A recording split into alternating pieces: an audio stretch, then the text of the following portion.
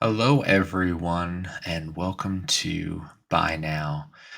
I feel like there are 1,000 reasons to ever not do something, and I've been coming up with 1,001 to not do this episode, to not start this podcast.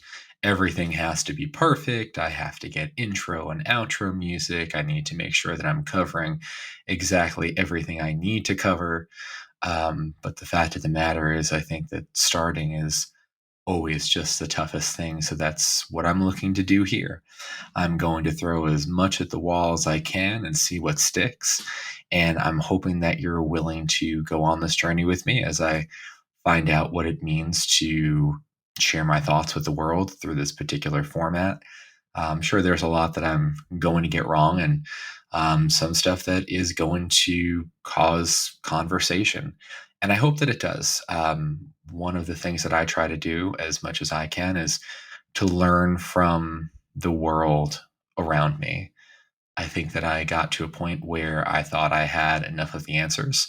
And it took a couple of big questions to make me realize that I did not. And a lot of interaction with other people, either online or in person, to challenge my thoughts, challenge my beliefs, and um, help push me forward. And that's what I'm hoping that this podcast does for me, that it continues to push me forward, but that maybe it also pushes you forward in some small way as well. That's my hope. My name is Rob. I will be your host, and I'm hoping that you are at least interested, if not yet excited, in taking this journey with me and figuring out what I have to say and how that meshes or doesn't with your thoughts and your world experience, and gives me an opportunity to continue learning from the people around me. This is uncharted territory for me. I have learned from a lot of others and listened to a lot of podcasts myself, and specifically in the area of sexuality and gender, and just learned so much. But I think it's really the kind of experience that has posed more questions than it has answered, and that's good. That's good, at least for me, because I was getting to a point in life where I think I was just trying to make myself small and accept what others around me had to say as gospel truth, looking for a finality, a knowledge that encompasses all others, the right answer, rather than realizing that the conversation just keeps going. So here I am, keeping the conversation going. This is going to evolve as time goes on, and I'm looking forward to the feedback that all of my listeners, if I can be so humble as to hope that I will have listeners, have from me. So I'm excited to share with you. I'm excited to hear from you, and to continue challenging the world around me as I find myself challenged. Authenticity is not a destination, it's an orientation. Very wise person said that recently, or at least somebody I think is wise in challenging the world. And I'll touch on that a little bit as we continue through. But I really want that to be a guiding principle for what we are doing here. That idea of authenticity. It's a word that is used over and over again, and can be played out depending on its context. But for me, that is what I am seeking. And authenticity comes with it, or what comes with it is a certain freedom, I think, a certain freedom of expression, a certain freedom of sense of self, a certain freedom to engage with the world as the you that you see, or for me at least, as the me that I see. But it does come with a cost as well, and I don't want to overlook that. So we'll talk about that. As we're going through this podcast, through whatever episodes of it there may be, I don't know whether it's going to be a limited run type thing or this is my new thing. I want to start every conversation and continue it as though we're old friends, as though we're meeting up, maybe on a sunny summer day, or maybe it's pouring outside on somebody's front porch while we're both drinking iced coffee or tea, or, throwing back a White Claw, whatever you'd like it to be. For me, I'm sure it'll switch up every time. But that we're continuing this conversation as if we've been having it for our entire lives, because I think in my mind, we really have been. When I encounter new people, I try to encounter them as though we are walking life together, and this may just happen to be the first time that we've interacted, maybe the last as well. Um, but at least in this first one, I want to recognize the humanity in them, pick up whatever I can from their life experience, figure out how I can share a bit of mine with them, and um, go through it together for whatever period of time we may have. And it doesn't always have to be serious. For me, it's, the kind of people that I've either, met in college and interacted with in just that period of time and then moved on, or, you know, met while I was out and had a conversation. Someone poured me a drink and that was the last time I saw them. But the impressions we have on one another, especially the impressions I think others have on me, persists long after we meet. And I'm hoping that whatever you may take from this, that it leaves some sort of an impression on you, or even better, challenges you to find a way to leave an impression on me. We're all human. We're doing this together. And I think that if we realized that we were doing this all together, maybe a little bit more, and kept that at the forefront, that some of the barriers would break down much, much more easily. And maybe that's something that is common sense to the audience that I'm speaking to, but not to many. Not to many. There's a sense of fear that separates us from one another. And I'm trying to break that down in my own life as much as I can. I want to give a huge thank you to all of those people who have become a part of the Buy Now community on Instagram and Twitter without having heard a word from me. I've thrown out some posts and, done a lot of retweets for things that I think Buy Now does and should stand for. But so many of you have jumped on without hearing a word.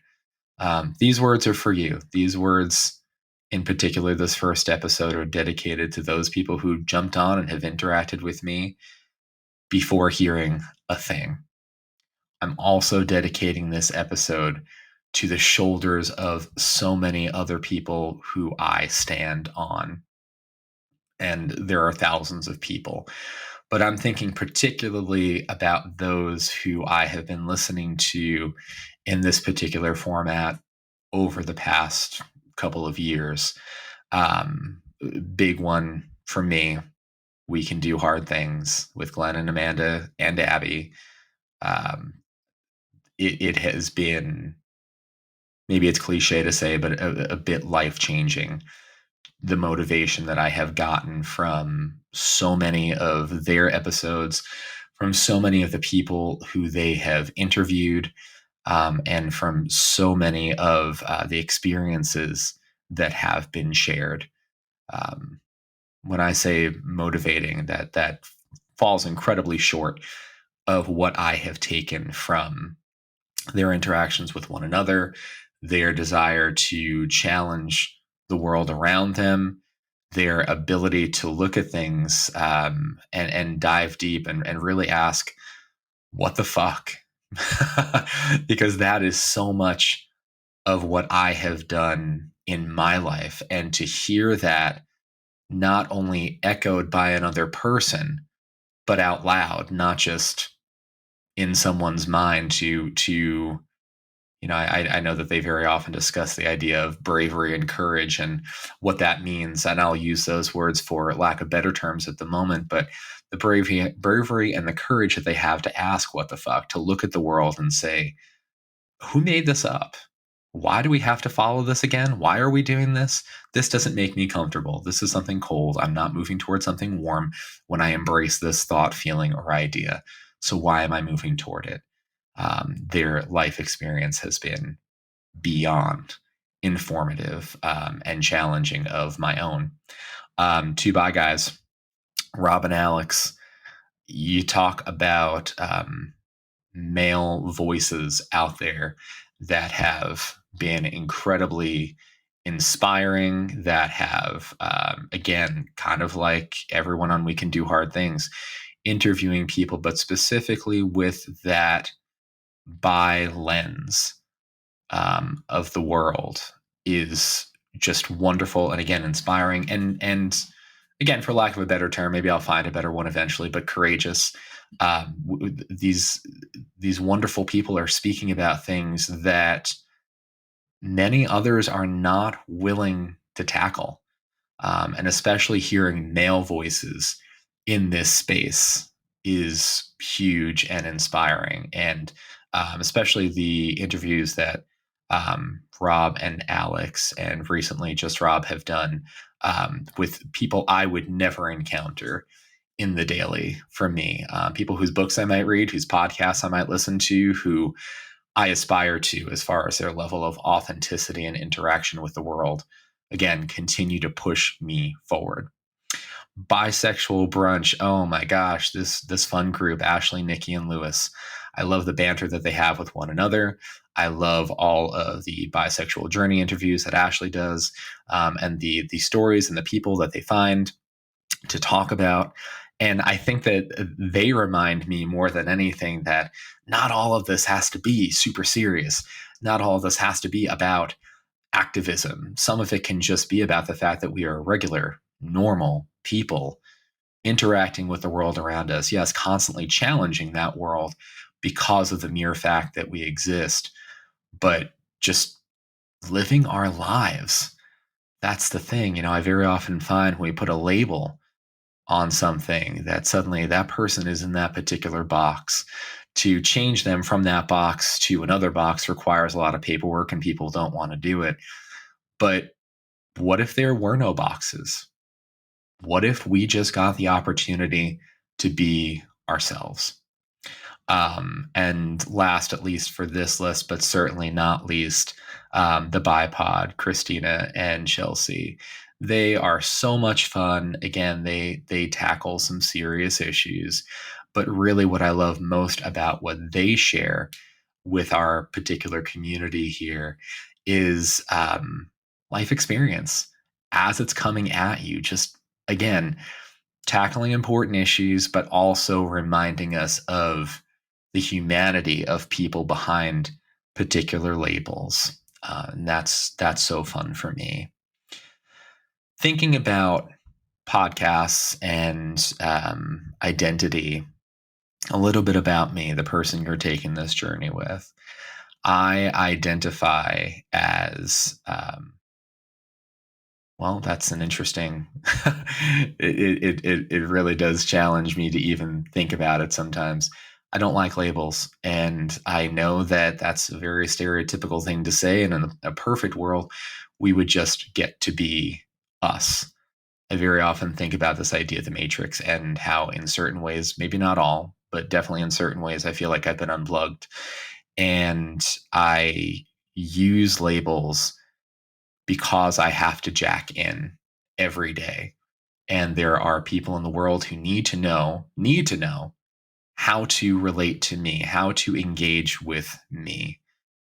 So when it comes to my sexual orientation, I am bi, and I have been, or have known that I have been, for a long, long time. Whether or not it has something or has been something that I have led with is a bit of a different story. And of course, we'll get to that. But it has been a part of who I am, and more specifically and intentionally, my worldview for most of my life. Whether or not I've known it is a different story. But leading with it, that has been the challenge. When it comes to my gender, this is again a journey that I'll continue to be on, and that I will share at some point. I'm getting even a little nervous just thinking about it.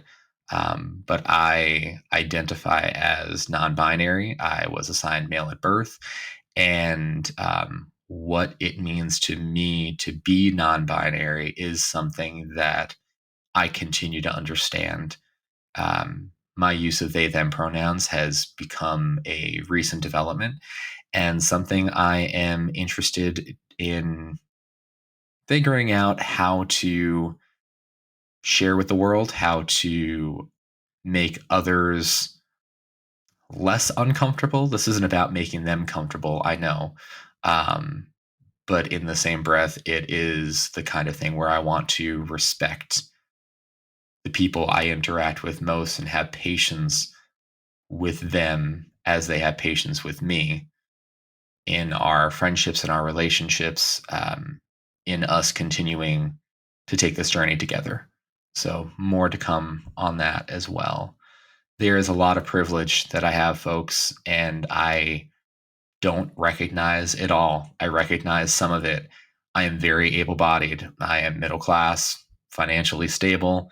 I am white. I have had access to education, food, clean water, stable employment, all of these things almost my entire life.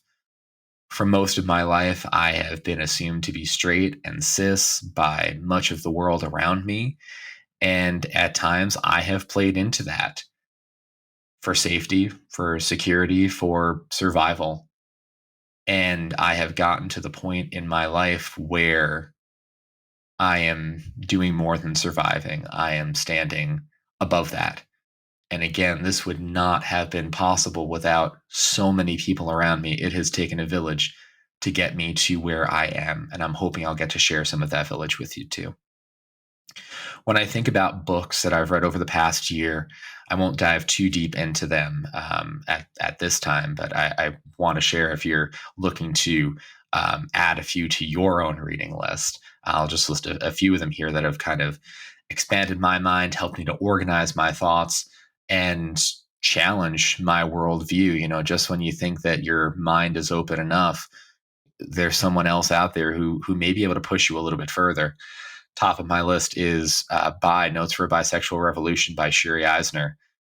Looking at the world saying, what the fuck, rather than fighting to be included on, organizations and traditions and parts of our society that have become so ingrained.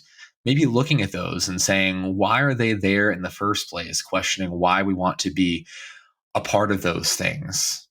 I think for myself, I have long sought to be a part of things, looking at how the world has been presented to me and what's important to others, trying to fit to whatever that important societal norm or expectation is, and trying to figure out how to get my jigsaw puzzle piece in there.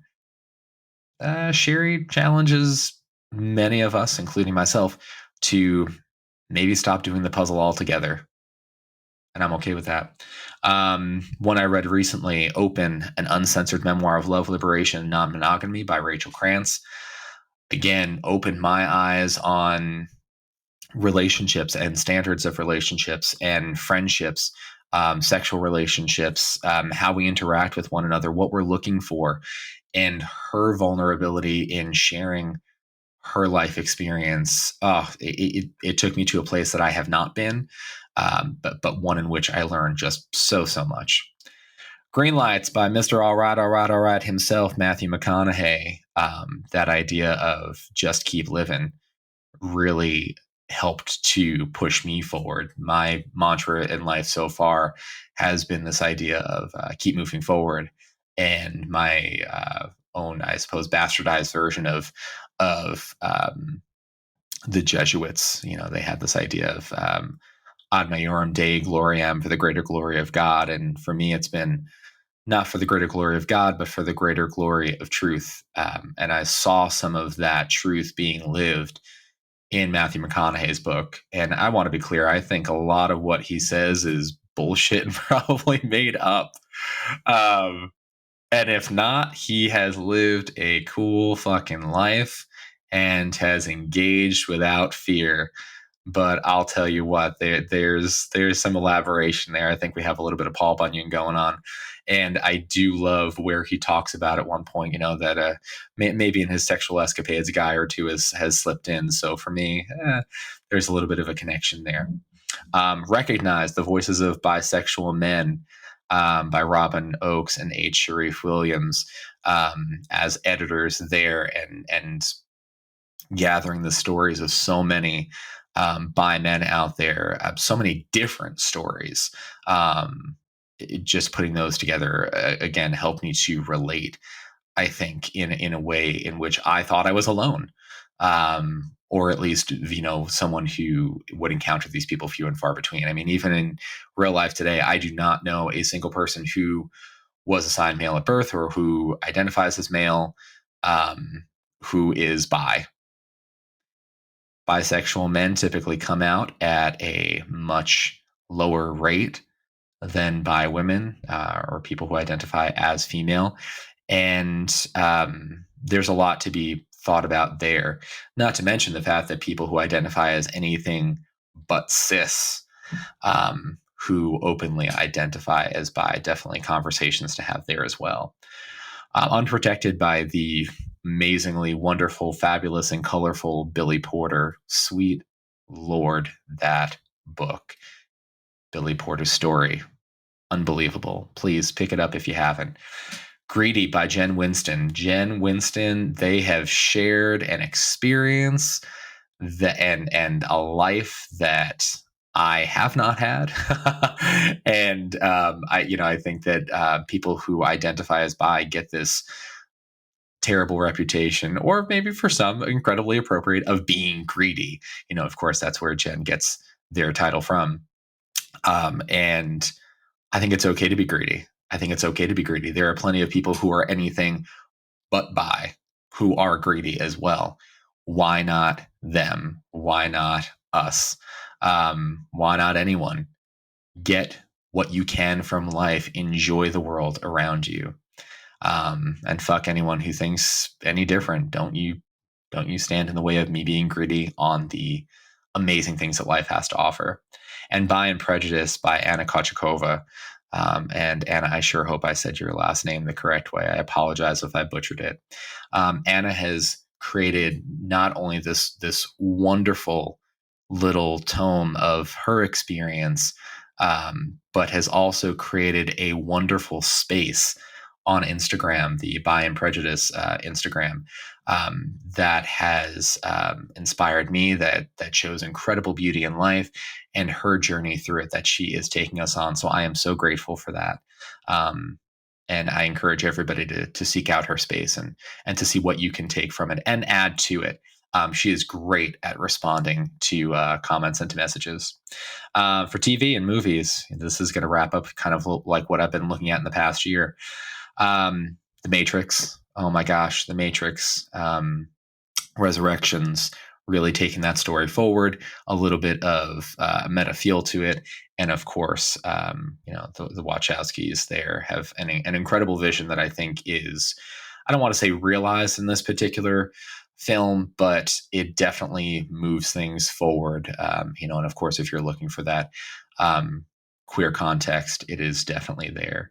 A note on the use of the word queer. Queer is a word that I am comfortable with. I realize that some people may not be, that some still consider it a slur, or may have memories of just negative emotions toward it. I will use that word quite a bit here, especially as I think a more nondescript label. It's very often the label with which I will lead and introduce myself, rather than diving right into, oh, I'm bi or I'm non-binary. So queer and they them is going to get a lot of the spotlight here. TV shows, Sex Education, Schitt's Creek, Love Victor, of course, a spinoff of the movie Love Simon, and Happiest Season. I know that's a movie, not TV, but it was on Hulu, so that's the way I think of it. Again, just so many different life experiences here. Of course, with Schitt's Creek, between David and Patrick. Oh my gosh. Just finished watching that again. And just, an incredible show, lots to take from there. Um, Sex education, it's there's something incredibly refreshing about the fluidity in so many ways of the characters on that show. And I do a lot of work as a teacher, as an instructor with that particular age group. So much of my inspiration for continuing to move forward as my authentic self comes from that particular age group. So I connected with that so closely. And happiest season, because who doesn't love um, a gay rom-com holiday movie where everybody's lying about something and it all comes out in the end. I definitely did. I watched that for the second time this year. And just a great film, great film. Kristen Stewart, Dan Levy, Aubrey Plaza, just wonderful, wonderful cast, and looking forward to seeing more from that. So that's where things have been catching you up. And now I want to move on to our main story for today, if you want to think about it that way, or the main topic that I'm looking to cover. Um, I was in class the other night with a bunch of my students. Again, they're teenagers, and I'm sure I'll talk more about that as time goes on. And one of my students, in response to something that I had said, um, I forget exactly what the scenario was, but they responded with the comment, "That's so gay. That's so gay." And I was taken aback, to say the least. I was incredibly taken aback and, you know, befuddled, all those sorts of words that, I tripped. Folks, I tripped when this student said, "That's so gay." And I knew immediately what he meant. "That's so gay." And I said, "Excuse me?" And he said, "Oh, I mean, that's so dumb. That's so dumb." And I said to him, "But that's not what you said." And he looked at me and there was a sense of recognition. And I said, "This is 2022. We don't say those sorts of things in this classroom." I'm not 100% sure of the impression that my students have of me. I think it's pretty clear that when they look at me and when they hear what I have to say and how I have to say it, that they're not encountering people who present as I do or who engage with the world the way that I do. They're not encountering people like this on a regular basis in their daily lives. Or they are, and they just don't know it because those particular people aren't applying a label or are holding on to some sort of cis heteronormative patriarchal standard, striving to reach it, sometimes with dear life, so that they won't be identified or recognized as anything different. Um, and I had a feeling that this particular student, I mean, he's been nothing but engaging in class, a little bit of a little bit of a smart ass, but I'd rather someone be a smart ass than dumbass. Someone who's willing to challenge, which has been really awesome for me. I love when my students push me outside of my comfort zone and challenge me to engage with them in a way that not only keeps control of the classroom, but also pushes our experiences forward. So at the end of class, I asked him to stick around, and I was very clear with him right off the bat that he wasn't in trouble. Um, and I asked him, more curious than anything, is this something that is catching on again? That people are using the phrase, "that's so gay," to mean that something is stupid or bad. I remember growing up in the 90s. Full disclosure, I was born in 1986. Here I am as an on the cusp millennial, I suppose. And I remember being in middle school, being in high school, and I say middle school as opposed to elementary school. I went to a Catholic school for 8 years, fantastic education. When it comes to the books, soft skills, societally, a little bit of a different story. But people were using that phrase, "that's so gay." And I didn't think that I was gay, but in the same breath, I also didn't think that it was fair, even then, for some reason, I recognized it, to say this thing to mean stupid or dumb or whatever else that people were using it as their form of shorthand for. I didn't know any gay people, at least people who were out. I didn't connect with that label in particular myself. I thought there might be something there, but didn't know exactly what it was. And but there was something internally in me that just knew that it was wrong. And it was one of the things that I spoke up about as someone who did not speak up about things on a regular basis. It was something that I spoke up about if I heard people using that term, either the group that I may have been in at the moment, or my brother was very big person for using that.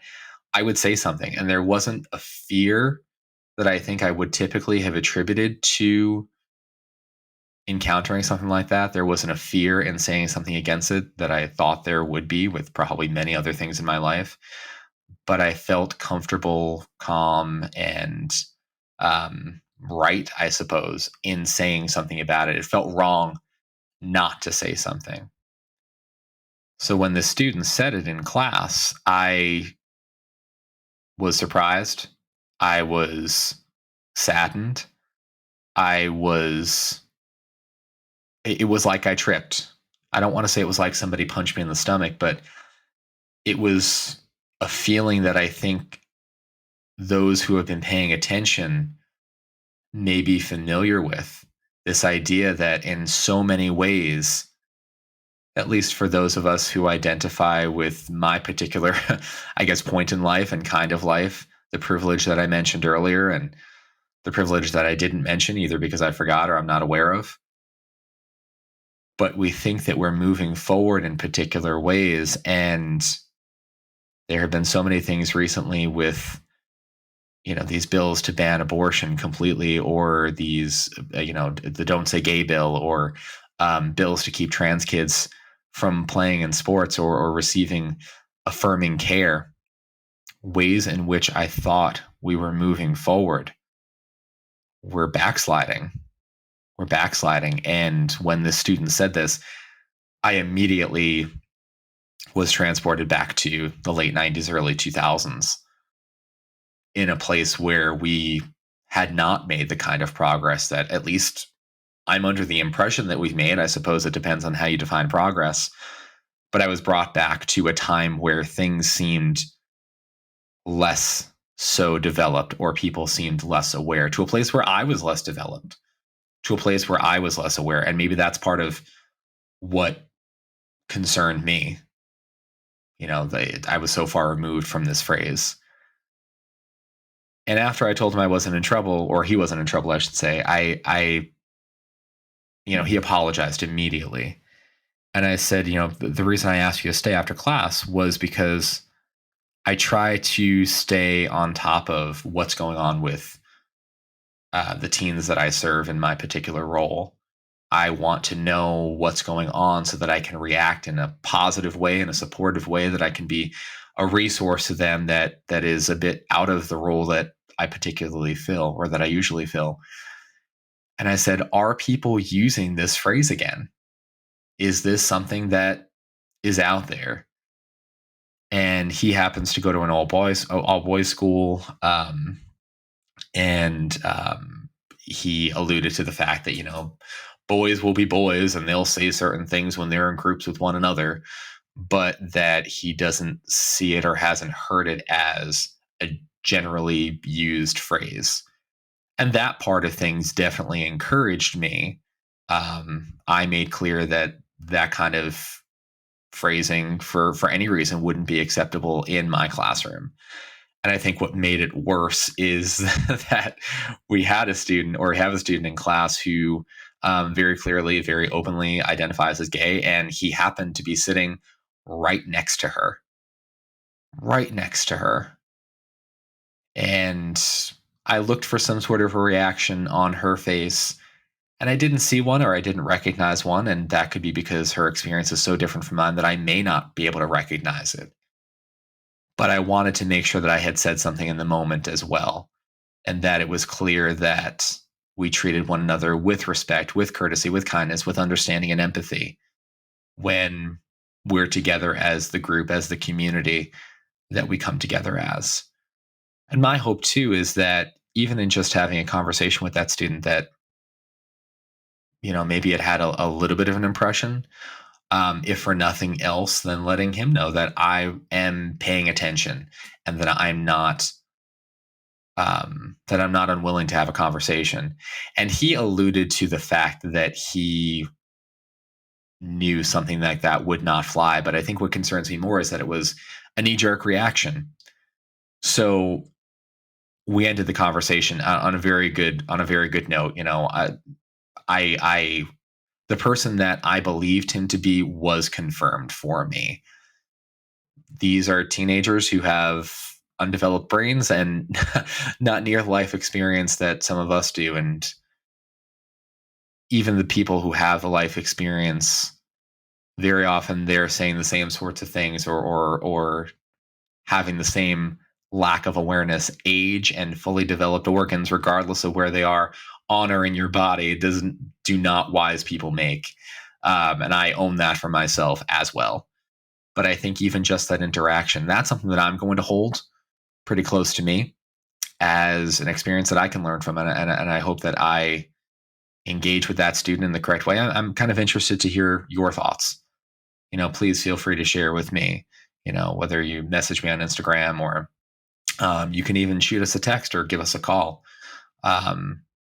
In fact, that number, if you wanted to give a text or a call, is 216 200 7779. 216-200-7779. It's funny, on the bipod recently, Christina and Chelsea, they were talking about how you could do the same thing with them, and they will not answer the phone if you call. Folks, I promise not to answer the phone if you call. But my hope is that if you'd like to call in and leave a voicemail, or you want to send me a text, or go ahead and send me a DM on Instagram or Twitter, feel free to do that. This is meant to start a conversation, to keep it going, not to end it. I want to hear your thoughts. I want to be expanded by you. I think that there are not enough voices speaking up and standing out. I think of Harvey Milk's call to us all about coming out. And for me, coming out is not something I ever expected to need to do. And again, in the world that we are currently in, with boxes and labels, and I didn't know that to be me was to be something that others wouldn't accept. We're brought up in this world of color. Again, those of us who have the privilege that I have had, we're brought up in this world of color, shiny things and toys that are every color of the rainbow. We're told so many messages by the adults who raise us that we can be whoever and whatever we want to be. And then it gets to a point, and I can't even pinpoint it. I keep trying to think about it, whether it's puberty, preteen, whatever it may be, where those walls start to close in. Of course you can be anything. Of course you can be anyone, but not that thing and not that person. Scale it back a bit. And then the rules start setting in. Very often I consider myself to be socially inept. That there was this day at school that apparently a lot of other people were taken to the side and explained, the rules of life and the societal expectations. And I missed that day. I did. And what course corrected me were interactions with parents and bullies and other people, where I would get the sense that what I'm saying or what I'm doing or who I'm being somehow did not fit with who I should be or what I should say or how I should think or what I should watch or listen to or speak up about or feel. And I am done with those course corrections, my friends. I am done. I am looking for the good. And that's what I tried to do in this particular interaction with this student, not throw out the baby with the bathwater, but to see him for the developing person that he is, to recognize his humanity, to not put up a wall of divisiveness, but to understand his experience and where he's coming from and how he got to that point. That's it. That's it. There are hard lines that I take about certain things, folks, and I always will. And my hope is that you'll find out what they are and challenge those as we take this journey together. But in the same breath, there are too many fucking things dividing us today. And without getting too conspiratorial, there are lots of people in this world, those who are in power or who have incredible privilege, think living in the Capitol, in the Hunger Games series, who count on us being separated from one another, who count on us being afraid of one another, afraid of ourselves, afraid of our power, afraid of who we can be and what we can do if we are left to our own devices, if we are open and incredibly willing to dive into knowing ourselves better and to using what we find to unlock and unplug the people around us. That's scary. That's scary for us. It's scary for them. But God, if it is warm, as Glennon says, move toward the things that make you feel warm. And that's what I'm doing. I'm moving toward the things that make me feel warm. I'm moving toward the people who make me feel warm. And gosh, the mistakes I have made along the way, the zigzags, and the mistakes I will continue to make. And I hope to learn from you. This is a conversation, nothing final. It was Alok who said, authenticity is not a destination, it's an orientation. And for those of you who do not know Alok, I encourage you, look them up, enjoy their fabulousness and their engaging with the world. Really, I discovered Alok. Well, I didn't discover anything. Let me be clear about that. Someone who I know, who happens to be both bi and poly, they pointed me in the direction of that episode of We Can Do Hard Things. When I listen to We Can Do Hard Things, Glennon, Amanda, Abby, I'm sorry, but I can only take so much.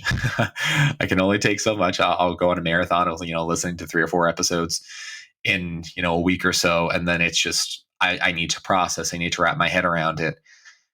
And I hadn't quite gotten to those 2 episodes yet. And the person I know said, you have to listen. This person knows the journey that I've been on, especially with gender. And they said, you have to listen to it. So I did. And I had to listen to it twice. One of the things that Alok said, and I may be misquoting them, but it was this sense of it's on the days where I feel most beautiful that I am most afraid. Folks, I'm trying to share my beauty with you today. I am afraid. I'm scared. There are people in my life who haven't been a part of this journey. There are people who think that they have known me their entire lives or my entire life and had me pinned down and had me in a box. And as Carrie would say, it's a lot of paperwork. No, I'm sorry. That wasn't Carrie. That was Samantha. I should know better. It's a lot of paperwork changing someone from one box to another. But I'm not asking anyone to change me from one box to another. Take me out of the fucking box. We're human beings. We don't belong in boxes. We don't belong in boxes. People in boxes don't engage with the world. They feel restricted. Or, maybe I'm the one who has it wrong. Maybe you're in a box and maybe you feel comfortable and secure in that box. It's those boundaries, it's those borders that help you feel warm, that help you feel safe. No box can hold me. And I'm sure there are boxes that I still put myself in, and I will keep taking myself out of them as long as I can. Please help me get out. Help me get out. I am so grateful for those of you who have taken the time to spend today with me. This is a little bit of a longer episode than I intend on sharing. My hope is that I'm going to release an episode every other week. Take a little bit of a hiatus in July and August because summer, sun, dirt. But there will be bonus episodes as well throughout those months and throughout others where I do interviews or there's something in particular in the news that I feel like we need to speak about. And I am open to hearing your thoughts and your suggestions for how you would you would like me to engage with what's happening in this incredibly crazy, beautiful, chaotic world of ours. As my final thought today, my heart and my mind continue to be on what is happening across the world in Ukraine and seeing the devastation that is being brought on by a heartless dictator. I don't want to make him inhuman because he is not some sort of super person. He is not above the rest of us. I'm sure he thinks that he is, but he is not. I see this person as somebody who is on the wrong side of history, who is causing others to have to flee their homes, break up their families, leave their traditions, their comfort, their safety behind because of a megalomaniac and his desire to take what he thinks is rightfully his. There are so many thoughts and so many feelings that I have about this, most of which have to do with the fact that I cannot believe this is happening. I see so many folks on Twitter saying, I don't know how I can go to work today. I don't know how I can go to work. I don't know how I can think. I don't know how I can get in my car and do anything knowing that this is happening. And the news is traveling faster than it ever has before because of social media. But what news? What's real? What isn't? The fact of the matter is, whether you know the details or not, people are suffering needlessly because of somebody else's desire to have it all. Somebody's inability to see others as human and to recognize their sovereignty. There's my hard line. This is wrong. This is wrong. I don't know what to do. I don't know what to do. But my engaging with you and engaging with the world in this particular way is a place for me to start. If you haven't already, make sure you're following us on Instagram and Twitter. We're at BiNowPod, BINOWPOD. Again, if you'd like to send us a text or give us a call, 216-200-7779. You can also send us an email at binowpod@gmail.com. Basically, I'm here to interact in any way that I can with you. I want to get to know you. I want to build up this community. I want to hear more, to learn more. I am somewhere on a journey. And that's, again, incredibly stereotypical and cliche to say. But the only way I am going to learn is through my interactions with others. Being bi, being non-binary, seeing the world the way in which I do. I'm not saying it's right. I'm not saying it's wrong. It's just the way I see it. That doesn't mean that my boundaries and my borders don't need to be expanded. Shit, they do. And I look for every opportunity to become uncomfortable. Now, of course, I take those opportunities to become uncomfortable and then I run back to the couch and put something on TV that's incredibly comforting and, eat a whole pint of Ben & Jerry's or eat a pizza or have a couple of White Claws. Like any other person, sometimes I need my time to process, to think. But when it's uncomfortable, as somebody who feels the need to keep moving forward, those are the conversations, those are the interactions that I know I should be having. And I'm so grateful to get to have them with you. So have a wonderful day. Look for the good. Keep moving forward. Just keep living. for the greater glory of truth and all those wonderful things. You are amazing. You are wonderful. There's no one else in the world quite like you. And just be you. Everyone else is already taken. Much love to you all.